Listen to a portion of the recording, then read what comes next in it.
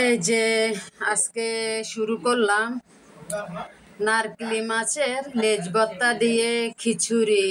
সেই স্বাদ।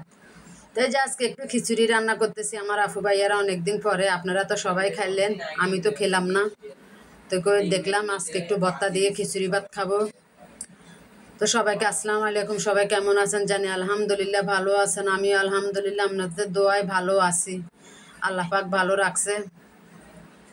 তো এই যে আজকে একটু খিচুড়ি করলাম, ছেলে বলতেছে খিচুড়ি খাবে, ওই জন্য একটু খিচুড়ি করলাম। তো এই যে নারকেলি মাছটা কার বাসায় কি বলা হয় জানি না, আমাদের দেশে এই মাছটারে বলে নারকেলি মাছ। এটা একটা ধরতে গেলে নতুন রেসিপি। আমি এই নারকেলি মাছটার ভর্তা কোনো সময় খাইনি, এখন কি খিচুড়ি বাটা দিয়ে ভর্তা দিয়ে এমন যে একটা স্বাদ হয়েছে এটা বলার বাইরে। স্বাভাবিক সবার বাসায় থাকে, যদি খাইতে ইচ্ছে করে খেয়ে দেখবেন, খেয়ে দেখে আমাকে জানাবেন, আশা করি ভালো লাগবে। একটু আবার ডিম ভাজিও করছি এর সাথে, না হলে তো শুধু ভর্তা দিয়ে খাওয়া যায় না। একটু এই যে মাছগুলোকে সুন্দর করে, ইলিশ মাছের লেজ ভর্তা আপনারা যেভাবে খান সেভাবে সুন্দর করে ভাজি করে, এটা আমি তো দেখাই দিলাম।